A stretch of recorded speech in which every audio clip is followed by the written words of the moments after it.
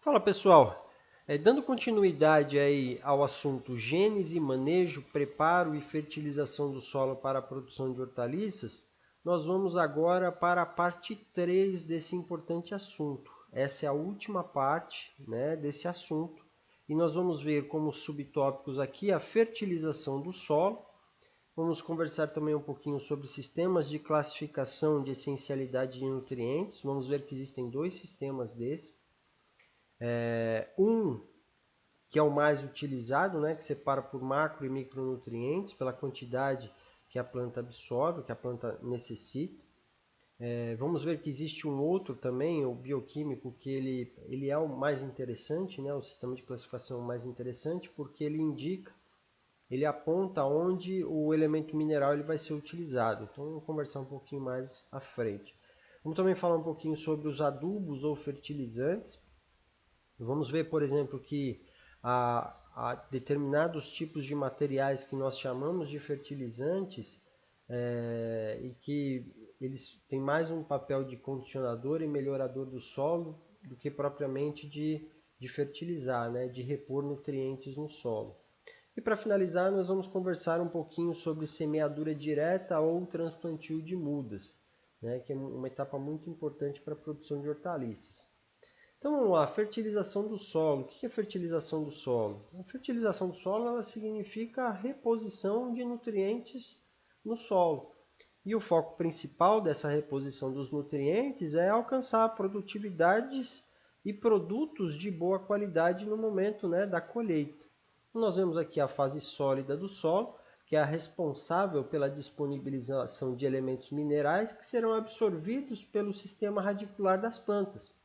Então, nós temos que lembrar, por exemplo, sempre que nós cultivamos, né, aqui no caso é o milho, nós vamos, em algum momento, nós vamos retirar essa planta desse ambiente. Podemos até não retirar a planta como um todo, né? Mas pelo menos as espigas elas serão coletadas, elas serão retiradas dali. E essas espigas contêm elementos minerais que foram absorvidos da solução do solo, que saíram dessa fase sólida do solo. Então nós temos que, vez ou outra, repor esses nutrientes. Lembrem-se da parte anterior, da segunda parte, que nós vimos que isso é uma prática considerada edáfica, né? uma prática de conservação do solo que tem a ver com a questão da reposição dos elementos minerais. Quando fazemos adubação, quando fazemos calagem, nós estamos trabalhando num processo de conservação do solo. Então, olha lá, solo fértil, aquele que contém em quantidades suficientes e balanceadas todos os nutrientes essenciais em formas disponíveis. De forma geral, para a produção de hortaliças, podem ser utilizados solos de baixa fertilidade. Hoje, há tecnologias e informações suficientes para se trabalhar na melhoria de sua fertilidade, adicionando-se os elementos minerais considerados essenciais às plantas. Eu acho que numa outra oportunidade, até cheguei a comentar com vocês, nós podemos cultivar hortaliças em areia. Né? Em areia lavada nós podemos cultivar hortaliças, desde que na nossa solução de irrigação nós disponibilizemos todos os elementos minerais que são essenciais para as plantas. Então, existem os sistemas de classificação de essencialidade de nutrientes. Existem basicamente dois sistemas de classificação. O primeiro deles aqui, sistema que classifica os elementos minerais em macro e micronutrientes, que baseia-se na quantidade requerida pelos vegetais. Então, os macronutrientes são requeridos numa maior concentração e os micronutrientes numa concentração menor. Mas esses elementos minerais, eles são essenciais para o bom desenvolvimento da planta. Sem a existência de pelo menos um deles, a planta não consegue completar o seu ciclo de vida. Agora, olha aqui, deve-se tomar cuidado com essa forma de classificação. Então, vejam, aqui é quantidade requerida e não quantidade encontrada no tecido. Por que eu estou salientando isso? Porque existem determinados tipos de plantas que são consideradas hiperacumuladoras de determinados tipos de elementos minerais. Por exemplo, existe uma espécie de planta, uma brássica, que é chamada de Nocaia caerulescens.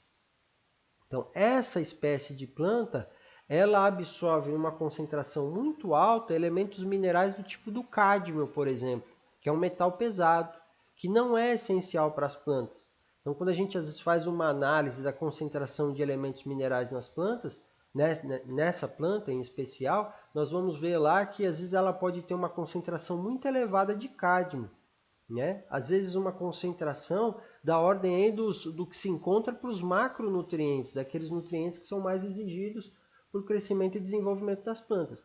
Mas esse elemento mineral, ele não é considerado essencial, tá bom? O segundo sistema de classificação é aquele que utiliza como critério as funções bioquímicas dos elementos minerais. Então vamos lá. Macro e micronutrientes. Então os macronutrientes eles são encontrados em concentrações relativamente altas nos tecidos e os micronutrientes encontrados em concentrações relativamente baixas. Então olha aqui, ó, os macronutrientes, né, principais: nitrogênio, potássio, cálcio, magnésio, fósforo, enxofre. Então aqui, ó, concentração na matéria seca em termos percentuais, 1,5% da massa seca de um vegetal, em torno de 1,5%, pode ser um pouco mais, um pouco menos, é de nitrogênio. 1% é de potássio, 0,5% de cálcio, 0,2% de magnésio, 0,2% de fósforo, 0,1% de enxofre. Olha aí a concentração já por outro lado dos micronutrientes. É da ordem de miligrama por quilograma. Então, o cloro, em torno de 100 miligramas por quilograma, o ferro também 100 miligramas, o boro 20 miligramas por quilograma, manganês 50, o zinco 20, cobre 6, molibdênio 0,1. Vendo a concentração muito baixa de alguns deles, molibdênio, por exemplo, 0,1 miligramas por quilograma, né? Mas não pode deixar de ter no solo, né, ter no local de cultivo o molibdênio. Por quê? Porque ele tem funções consideradas essenciais dentro das plantas, dentro dos vegetais. Então olha lá, ó, cuidado! Nem todos os elementos minerais encontrados nas plantas são considerados essenciais, mas todos os que são essenciais estão nelas. Tá? Se não tiver algum elemento essencial, ela não completa o seu ciclo de vida. Por isso que eu gosto mais desse sistema de classificação. Ele é mais difícil, mas ele diz exatamente aonde aquele determinado elemento mineral atua dentro da planta. Então é aquele lá das funções bioquímicas, né? Então Thijs Zeiger, no livro de Fisiologia Vegetal, de 2013, ele separa essas funções bioquímicas em 4 grandes grupos. Então nós temos lá, né, a classificação dos nutrientes minerais das plantas de acordo com a função bioquímica. Então nós temos aqui o grupo 1, onde encontramos os elementos minerais nitrogênio e enxofre. E nesse grupo 1 encontram-se aqui os nutrientes que fazem parte de compostos de carbono. Obviamente, cada um deles com as suas funções dentro das plantas. Por exemplo, nitrogênio, constituinte de aminoácidos, amidas, proteínas, ácidos nucleicos, nucleotídeos, coenzimas, exoaminas, etc. E o enxofre, olha lá, componente de cisteína, cistina, metionina e por aí vai. O grupo 2, por exemplo, tem lá o fósforo, silício, boro. São os nutrientes que são importantes na armazenagem de energia e na integridade estrutural. Grupo 3, potássio, cálcio, magnésio, cloro, manganês, sódio. Então são nutrientes que permanecem na forma iônica. Aí vocês podem perguntar, mas o sódio é um elemento essencial? Bom, vejam, para um grupo de plantas ele é importante sim. Então, por exemplo, aqui ó, para as plantas C4 e CAN, ele é importante para a regeneração do fosfenol piruvato e também substitui o potássio em algumas funções. O grupo 4, onde tem o ferro, zinco, cobre, níquel e molibdênio, eles são aqueles nutrientes que estão envolvidos em reações redox. Então, assim, quando a gente consegue, né, pensar na aplicação, né, onde o elemento mineral ele é utilizado na planta, fica mais fácil da gente identificar se ele é essencial ou não é essencial. A quantidade, né, a classificação por quantidade, ela é muito subjetiva. Vejam aqui, eu vou apresentar para vocês aqui um gráfico, a gente vai tentar fazer uma leitura desse gráfico, que eu acho extremamente importante. E ela é fundamental, por exemplo, para nós que né, temos a intenção de produzir hortaliças, porque ela trata dos requerimentos quantitativos dos elementos que são considerados essenciais. Então esse gráfico ele vai mudar de nutriente para nutriente, mas é importante a gente ter uma noção do que acontece, né? Eu acho que esse gráfico vai trazer isso para vocês, vai clarear um pouquinho a mente de vocês em relação a isso, porque é uma forma que a gente tem de economizar em termos de custos nos nossos cultivos. Então vamos lá, aqui no eixo Y nós temos lá acúmulo de biomassa, né, em percentual, e no eixo X nós temos a concentração de nutrientes no solo. Vamos dizer aqui, por exemplo, que seja do nutriente nitrogênio. Então vamos lá, se eu tiver 0 de concentração de nitrogênio no solo, essa minha planta ela não vai crescer, não vai se desenvolver. Ela vai utilizar toda a reserva da raiz e vai chegar num ponto que ela vai pegar e vai morrer. Por quê? Porque ela não tem nitrogênio. O nitrogênio é um elemento essencial. Mas vejam que conforme eu vou adicionando nitrogênio nesse solo, né, vai aumentando a concentração de nitrogênio nesse solo, o que acontece com o acúmulo de biomassa? Ele vai crescendo, né? E cresce de uma forma exponencial, muito rapidamente, com pequenas concentrações de nitrogênio. Até que ele atinge esse ponto chamado aqui de NCD, que é o chamado nível crítico de deficiência. Vejam, esse é o ponto que nós temos que tentar identificar para todos os elementos minerais que nós vamos utilizar na fertilização do solo. Por quê? Porque ele é o ponto que nos dá a chamada máxima eficiência econômica. Ou seja, nesse ponto de máxima eficiência econômica, é a quantidade do nutriente, né? A concentração necessária desse determinado nutriente para que as minhas plantas consigam alcançar 90% da produção máxima. Ou seja, quando a gente vai pegar e adubar, fertilizar um solo, a gente nunca pode pensar em alcançar a máxima produtividade. Por quê? Porque alcançar a máxima produtividade significa perder mais dinheiro, significa em mais custos. Nós temos sempre que pensar na questão da eficiência econômica, máxima eficiência econômica, certo? Então olha lá, digamos que eu continue adubando, né? Atingi o NCD, mas eu continuo adubando, vou colocar o dobro de adubo. Quanto é que isso vai me incrementar em termos de produção? Mais 6, 7%? Então vejam, eu gastei o dobro de recurso, o dobro de dinheiro com adubo e estou conseguindo colher só 6, 7% a mais.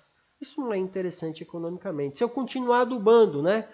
Se eu colocar aqui de 2 a 3 vezes mais, eu alcanço o máximo de produtividade. Mas eu gastei aí 2, 3 vezes mais dinheiro com fertilizante, com adubo. Isso não é interessante. Se eu continuar adubando mais, eu vou chegar na chamada NCT, que é o quê? O chamado nível crítico de toxidez. Então, nesse ponto aqui, eu coloquei tanto elemento mineral que eu estou começando a prejudicar as minhas plantas. Ela já está aqui produzindo só 90% da capacidade dela, mas porque eu estou começando a intoxicar essa planta. A partir desse ponto, ela entra num nível, na zona chamada de toxidez, ou seja, passa a ser tóxico para as plantas. Então vejam, aqui ó, antes do NCD, eu tenho aqui a zona de deficiência. Entre o NCD e o NCT, eu tenho a zona chamada de adequada. Óbvio, né? Quanto mais próximo do NCD, melhor, né? Eu vou gastar menos. Passou do NCT, né, do nível crítico de toxidez, aí eu já tenho a zona de toxidez daquele determinado elemento mineral. Beleza? Então vamos lá, seguindo em frente. Os adubos ou fertilizantes. Então, o que são os adubos ou fertilizantes? Então, produto mineral ou orgânico, natural ou sintético, fornecedor de um ou mais nutrientes para as plantas. Então, a classificação sob o ponto de vista químico, eu tenho os minerais, né, adubos ou fertilizantes considerados como minerais, orgânicos ou uma mistura dos dois, que são os chamados organominerais. Então vamos lá. Fertilizantes minerais são aqueles constituídos de compostos inorgânicos e orgânicos, sintéticos ou artificiais, e eles se subdividem em 3 classes.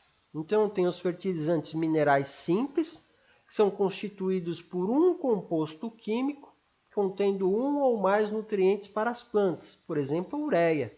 Né? Então eu tenho lá 44% de nitrogênio na ureia.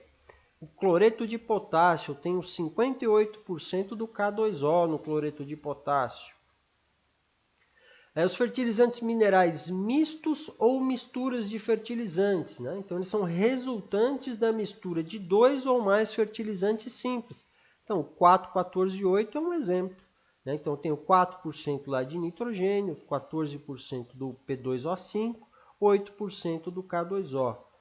E temos ainda os complexos, né? Os fertilizantes minerais complexos, que são misturas de fertilizantes resultantes de processo tecnológico em que se formam 2 ou mais compostos químicos. Então, sulfato de amônio, fosfato monoamônico, fosfato diamônico, o DAP. O monoamônico é o MAP. Os fertilizantes orgânicos, eu pedi a atenção de vocês, é muito importante aqui a questão dos fertilizantes orgânicos, né? Para a gente fazer alguns esclarecimentos, né? Principalmente em relação a alguns materiais que são utilizados para adubação orgânica. Então, primeiro, né, os fertilizantes orgânicos são aqueles constituídos de compostos orgânicos de origem natural, vegetal ou animal. Então, olha aqui, ó, importante distinguir-se bem a capacitação dos fertilizantes minerais e orgânicos. Então, isso fica facilitado utilizando-se o conceito de melhorador ou condicionador do solo. Então, são produtos que promovem a melhoria das propriedades físicas, porosidade, aeração, capacidade de retenção de água, ou físico-químicas, capacidade de retenção de cátions do solo. Exemplo, esterco de gado, dentre outros. Portanto, a função de melhorar as características químicas, vejam, função de melhorar, né, de fornecer efetivamente nutrientes ao solo, aumentar a quantidade de nutrientes no solo, ela fica reservada aos fertilizantes com maior concentração mineral. Então, quando a gente pega o esterco de gado, que tem uma concentração mineral muito baixa, ele na verdade ele é considerado, ele deveria ser considerado mais como um melhorador ou condicionador do solo, porque ele trabalha mais nas propriedades físicas e físico-químicas do solo. Se nós pegarmos, por exemplo, um fertilizante orgânico, né? Como fertilizante orgânico, a cama de frango, tudo bem, a gente pode chamar ele de fertilizante. Por quê? Porque a cama de frango, o esterco de frango, ele possui uma elevada concentração de elementos minerais. Então, eu efetivamente trabalho na reposição nutricional daquele solo. Quando eu digo que vou fazer uma fertilização orgânica com um esterco de gado, na verdade eu não estou fazendo uma fertilização, porque é tão pequena, é tão baixa a concentração de nutrientes nesse tipo de material, que na verdade a melhoria que eu estou proporcionando, às vezes minha planta desenvolve mais no campo, porque eu estou atuando mais com as propriedades físicas. Estou aumentando porosidade, estou aumentando a aeração do solo, a capacidade de retenção de água ou a capacidade de retenção de cátions do que propriamente fornecendo mais nutrientes para as plantas. Certo? Então vamos lá, fertilizantes organominerais são aqueles resultantes da mistura de fertilizantes orgânicos e minerais. Então, o objetivo dessa mistura é enriquecer os materiais orgânicos de nutrientes. Então, sua aplicabilidade tem sido restrita porque só se consegue produzir essas misturas com concentrações relativamente baixas, tanto do componente orgânico como do mineral. É difícil até a gente encontrar esse tipo de fertilizante para vender. Vejam aqui, ó, reforçando, né, o que a gente falou no slide anterior. Nessa tabelinha nós temos a quantidade de nutrientes em estercos de animais. Então, da ordem de quilograma para cada 15 toneladas de esterco. Então, olha lá, vamos pegar aqui, a gente falou a respeito do esterco de gado, né? Então, vamos pegar o esterco bovino. Olha lá, em 15 toneladas de esterco bovino, nós vamos encontrar apenas 48 kg de nitrogênio, 31 de fósforo e 22 de potássio. A gente pensar, por exemplo, no plantio de tomate, né, que precisa aí por volta de entre 200 a 400 toneladas por hectare de nitrogênio, nós precisaríamos aí de pelo menos, nada aí, umas 150 toneladas, talvez um pouco menos, né? Em torno de 100 toneladas mais ou menos de esterco de gado, para conseguir colocar a quantidade necessária de nitrogênio no solo, quantidade necessária de potássio no solo. Ou seja, é muita vaca fazendo cocô, né, para a gente conseguir colocar a quantidade de nutriente necessário nesse solo. Tá bom? Por outro lado, quando a gente pega aí o esterco de aves, olha lá a quantidade que tem, né? 276 quilos, né, de nitrogênio em cada 10 toneladas de matéria seca aí para aves. Olha, de fósforo, 594, de potássio, 170 kg, né, de potássio para cada 10 toneladas de massa seca. Então, aqui com aves a gente consegue efetivamente fazer a tal da fertilização orgânica. Tá? Já com um bovino, aí a gente já estaria trabalhando mais naquela questão de ser um condicionador ou um melhorador do solo. A mesma coisa acontece quando a gente utiliza o tal do adubo verde, né? A crotalária, feijão de porco, mucuna preta, gramínea.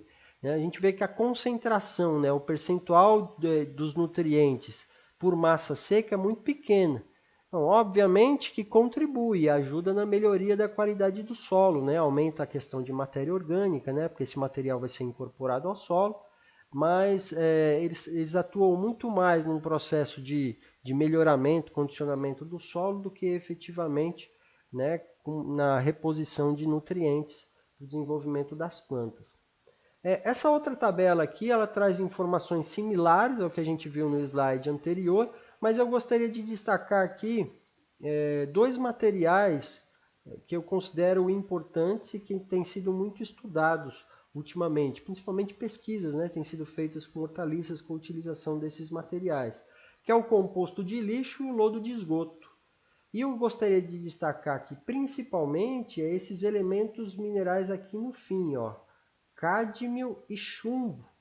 Então vejam que a quantidade de cádmio, por exemplo, no composto de lixo é da ordem de 11 mg por quilograma. O cádmio não é um elemento considerado essencial, muito pelo contrário, ele é um metal pesado que é extremamente tóxico para o ser humano.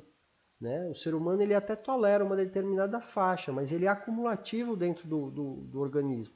Né? Ele se acumula no fígado, se acumula no rim e pode causar diversos problemas de saúde, assim como o chumbo também. Né? Então vejam que lá no lodo de esgoto a quantidade de chumbo, né, da ordem de 360 miligramas por quilograma, né, de vegetal. Então, assim, a gente tem que tomar cuidado com relação a isso, né, se for utilizar esses materiais para fazer a adubação das nossas hortaliças. Tá? Para finalizar aqui, vamos ver um pouquinho a respeito de semeadura ou transplantio. Então, as duas podem ser realizadas de forma manual ou mecanizada, depender do nível tecnológico do produtor. Então, pequenos produtores, né, podem se utilizar da semeadura direta, né, geralmente faz isso aí em canteiro, a gente vê muito isso para a produção de salsinha, vê isso para a produção de coentro também. O transplantio também pode ser realizado, né, hortaliças fruto, algumas hortaliças folhosas, por exemplo, alface, berinjela, pimentão. O pessoal utiliza fazer a semeadura de forma indireta, ou seja, faz a semeadura primeiro nas bandejas. Quando as mudas atingem em torno de 4 folhas definitivas, é feito esse transplantio para o campo, que acontece aí dependendo da cultura, dependendo da condição climática, pode variar de 21 a 35 dias após a semeadura. Por isso que eu sempre sugiro ficar atento no número de folhas definitivas, né? Geralmente as plantas soltam as primeiras 2 folhas cotiledonares, as hortaliças, e depois das folhas cotiledonares é que vão surgir as folhas definitivas. Então, quando a planta tiver lá de 4 a 5 folhas definitivas, pode ser transplantada para o campo, tá? Para a área de cultivo. A semeadura direta, né, ela pode ser feita de forma mecanizada, então a gente vê aqui um trator puxando um implemento agrícola, uma semeadora. Então nós temos aqui os canteiros já todos formados, fertilizados, né? E aqui o produtor fazendo a semeadura. Possivelmente aqui é uma semeadura de cebola ou semeadura de cenoura, né? De beterraba também pode ser feita, né? Em áreas maiores ela é feita utilizando esse tipo de implemento. Aqui já é uma semeadura, já é um transplantio de mudas feitas em bandeja, né? Então tem lá aqui o plástico, a gente vai ver na próxima aula um pouquinho a respeito disso, é uma forma de cultivo protegido. E o produtor ele está transplantando bem aqui nesses orifícios, né? O sistema de irrigação ele provavelmente já está instalado por gotejamento aqui embaixo dessa estrutura, desse plástico. Mais um pouquinho, essa aqui é uma transplantadeira de alface, né? Então a gente vê aqui no detalhe, né, o carregamento das mudinhas de alface nesse tipo de máquina, nesse tipo de implemento. Obviamente que é um implemento muito caro, é difícil a gente até encontrar áreas de produção no Brasil com esse tipo de implemento. Tá? Algumas poucas áreas, né, têm condição de ter essa tecnologia, mas a gente vê aí que o trabalho ele sai perfeito, né? E aí são 6 linhas aqui de cultivo de alface. Depois de um tempo, né, do transplantio, geralmente 30, 40 dias após o transplantio, eles entram com maquinário aqui para fazer a colheita dessa alface. Muitas vezes da máquina, né, da colheitadeira já sai embalado, já pronto para comercialização. Então, pessoal, algumas referências que foram utilizadas para o desenvolvimento desse assunto, né? Vocês podem encontrar mais informações nessas literaturas. Tem várias outras literaturas aí na internet também. Vocês podem pegar e utilizar e se inteirar um pouco mais. Tá? Então, nós chegamos ao final da gênese, manejo, preparo e fertilização do solo para a produção de hortaliças. Futuramente a gente vai aí conversar um pouquinho, né? Tirar as dúvidas de vocês. Quem tiver alguma dúvida, alguma coisa, pode postar nos comentários, tá bom? Do vídeo, que a gente vai responder aí na medida do possível, tá bom? Abraço a todos vocês aí, espero que vocês tenham gostado dos conteúdos.